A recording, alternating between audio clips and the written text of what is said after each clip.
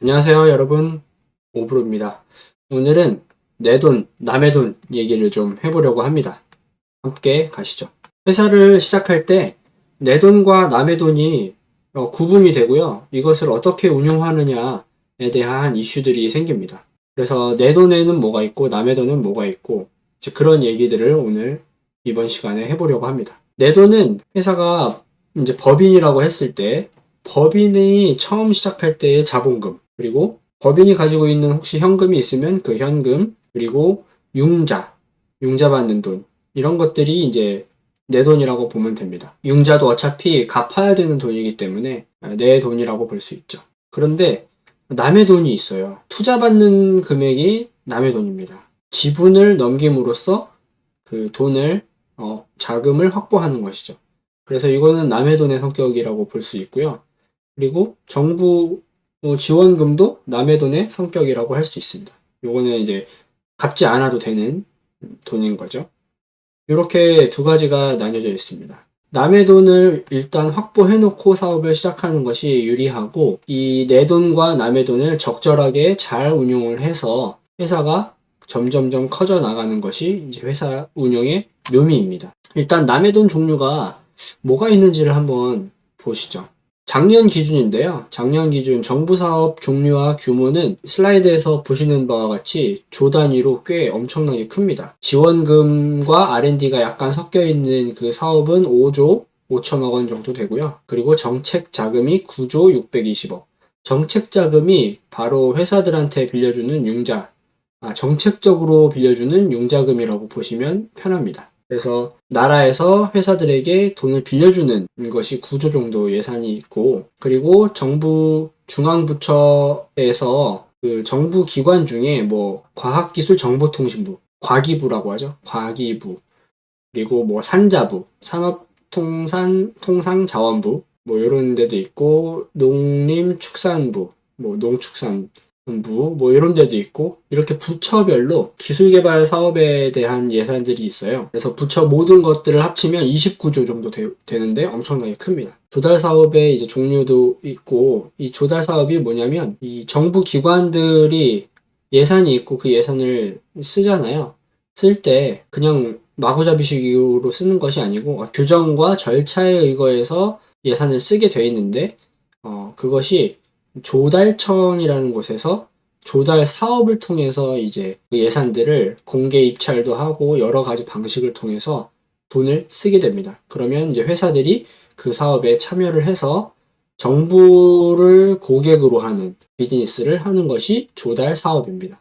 그래서 여러 가지가 이렇게 있고 규모가 굉장히 큽니다. 정부 사업은 이렇게 되어 있고, 민간 사업도 종류들이 여러 가지가 있어요. 민간에는 이제 투자사들이 대표적으로 VC라고 하죠. 벤처 캐피탈. 이제 벤처 투자하는 회사들이 있고, 그리고 인큐베이팅. 회사들을 처음에 잘 길러내는 민간 기업, 그리고 투자사들이 있고, 그리고 엑셀러레이팅이라고 이제 시작한 스타트업들을 교육도 하고, 지원도 하고, 자금으로도 지원하는, 그리고 뭐 융자로도 지원하고, 그리고 사업적으로도 조언도 해주고, 여러 프로그램 교육도 해주고, 여러 프로그램도 지원하고, 이런 식으로 하는 엑셀러레이팅이 또 있고, 그리고 대기업과 중소기업이 같이 이제 콜라보해서 오픈 이노베이션 하는 그런 사업도 있고, 그리고 각종 민간 경진대회 등이 있습니다.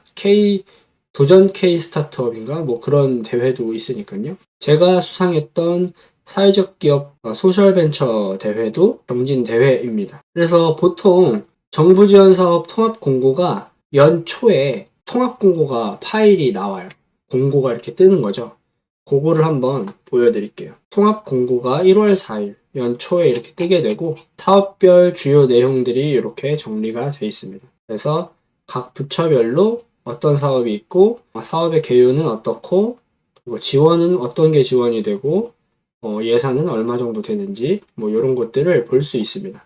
그리고 전담 기관, 소관 부처 뭐 이런 것들을 볼 수 있고, 중요한 사업 공고일, 이런 사업들이 언제 뜨는지를 볼 수 있습니다. 그래서 이렇게 쭉 보면서 나랑 내가 정했던 문제 그리고 내가 정했던 아이템, 솔루션과 비슷한 맥락을 가지고 있는 이 사업들을 쭉 찾아보시는 거예요. 한번 읽으면서. 일단은 매년 비슷하게 좋았던 사업들은 늘 비슷하게 가고 몇 개 소수만 없어졌다가 새로 생겼다가 합니다. 그래서 작년 거 보셔도 돼요.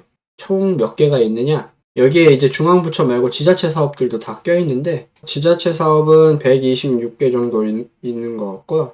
중앙부처에서는 51개 그리고 기술개발 사업이 또 5건 있다고 하네요. 또 이런 것들은 이제 시설이나 이제 보육하는 사업들 요게 8건 정도 있고 창업교육도 이런 식으로 나오고요.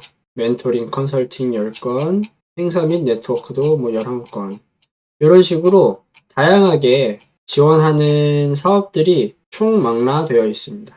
그래서 이거를 정독하시면서 나의 지역이랑 내 아이템, 내가 하는 산업 분야 혹은 시장 관련된 것들을 최대한 레이더를 넓게 펼치셔서 어떻게 하면 이 사업을 지원할 수 있을까로 생각을 하셔야지 이건 이러니까 안 되고 저건 저러니까 안 되고 하는 것보다는 앞에 얘기했듯이 어떤 식으로 내가 이 사업을 지원할 수 있을까를 고민하시는 게 더 바람직한 방향입니다. 그래서 이런 식으로 통합 공고를 보면서 지원 스케줄을 짜는 것도 좋고요.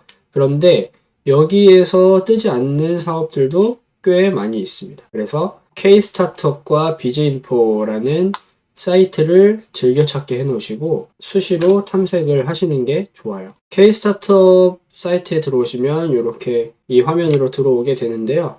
신규 사업 공고를 눌러서 사업 공고를 나랑 관련이 있는 것들이 있는지를 항상 살핍니다. 여기 보면 시설 공간 보육, 그 사업의 이 형태나 혹은 성격을 여기에서 보여주죠. 그래서 뭐 기술개발 R&D가 또 있고 시설 공간 보육이라는 게 있고 사업화가 있고 멘토링 컨설팅 뭐 이런 식의 종류들이 있습니다. 이 중에서 우리에게 제일 도움이 많이 되는 사업은 사업화 사업이에요. 그래서 사업을 할 수 있게 지원금도 주고 여러 가지 도움을 주는 사업이 이 사업화 사업입니다. 그래서 항상 들어와서 뭐가 있나 잘 보시고 회사에 도움이 되는 것들을 잘 하시면 됩니다. 그래서 항상 들어가서 어떤 식으로 하시면 되냐면 나랑 관련이 있어 보인다 하면 들어가서 공고를 다운받아서 보시면 돼요.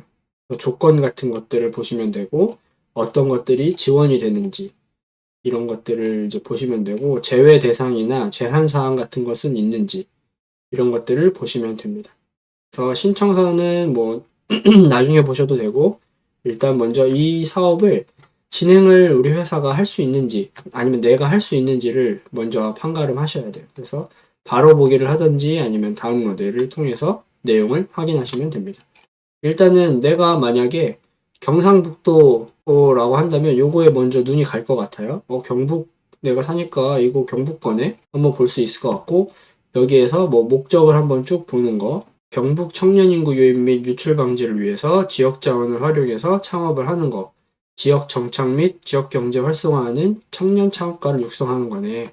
이제 목적은 이렇게 봤는데 신청 대상 혹은 조건들이 있을 수 있습니다. 보니까 이제 소재지가 있네요. 이제 소재지는 문경시에서 한 명 뽑고 연덕군에서 한 명 뽑고 이런 식으로 이렇게 돼 있고 지원 규모 뭐가 지원되는지가 이렇게 쭉쭉 나와요. 이런 것들 보면 되고요. 2천만 원, 한 명당 2천만 원씩 주네. 그리고 시골 청춘 뿌리 내림 이런 거는 1,500만 원을 주고서 하게 하는구나. 지원 사업이구나.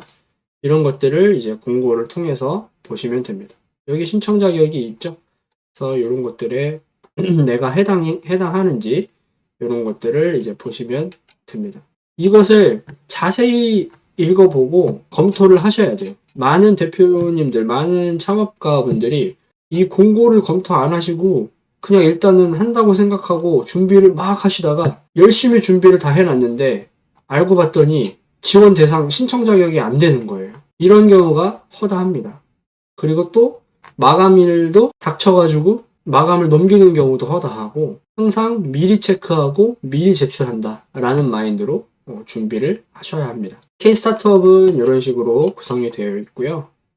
그리고 기업마당을 검색하시면 또 이제 비즈인포라고 하는데, 이제 비즈인포에서는 대부분의 사업들을 많이 볼 수 있어요. 그리고 기술개발 사업, R&D 사업 같은 것도 잘 나와 있고, 그리고 지자체 사업도 잘 나와 있습니다. 지역별로 다 구분이 되어 있고요. 아까 보여드렸던 K-스타트업은 사업 초기, 완전 초기에 할 수 있는 사업이 비교적 많았다면, 비즈인포는 완전 초기 회사에서 조금 더 진행된 회사들까지 포함이 되는 여러 가지 사업들이 망라되어 있습니다. 그래서 검색하는 다양한 필터도 볼 수 있습니다. 그래서 이것도 지원 사업명을 쭉 보시고 나랑 관련이 있어 보인다. 지역이 나랑 관련이 있고 혹은 아니면 뭐 지원 분야가 나랑 관련이 있다거나 하면 들어가서 보시고 공고를 확인하시면 되겠습니다. 저는 사업 초기에 매일매일 확인했고 한 30분에서 1시간씩 매일매일 할애를 했어요. 남의 돈에 대해서 이 정도로 탐색하는 방법도 알려드렸고요. 제 이야기들을 좀 해볼게요. 제가 2018년도에 시작을 했지만 실제 정부 지원 사업이나 이런 것들에 몸을 담근 게 2019년도부터 시작입니다. 2019년에 시작했을 때 여기 보시면 한 20개 정도 되거든요. 20개 중에 1개, 2개 처음에 1개 됐고 그 다음에 이제 2개 됐는데 20개 중에 2개 겨우 했습니다. 겨우겨우 해냈고 이걸 가지고서 이제 사업을 시작을 했죠. 처음에 이제 저는 회사 안에서 사업계획서를 작성하고 있었고 우리 같이 시작했던 동료들은 한 명은 저랑 같이 일을 회사에서 하고 있었고 한 명은 먼저 나가서 창업을 준비를 했습니다. 그래서 청년창업사관학교가 그때가 9기였던 걸로 기억나는데 그것을 우리가 2019년에 합격을 해서 이제 콘텐츠 진흥원 사업도 여러 번 도전을 했지만 많이 탈락했고 이렇게 2개를 성공시켜서 사업 아이템을 잘 만들어냈었죠. 그 다음 해에도 지원은 많이 했습니다. 26개를 열심히 준비했는데 그 중에 된 거는 위에서부터 하나, 둘, 셋, 넷 이렇게 됐네요. 성공률은 조금 올라갔죠. 성공률이 25개 중에 4개를 한 거니까요. 그래서 이렇게 했었고 그 다음 해에는 지원 많이 하지 않았지만 그래도 큰 사업들을 잘 따낼 수 있게 된 거죠. 이제 점점 노하우도 쌓이고 그리고 정부 지원 과제나 R&D 기술 개발 같은 것들을 해본 경력이 쌓이니까 성공률이 높아지더라고요. 이런 식으로 점점 빌드업을 했습니다. 처음에는 사업화 과제 위주로 하고 그 다음에는 이제 기술 개발 과제들을 섞어서 이제 하게 됐죠.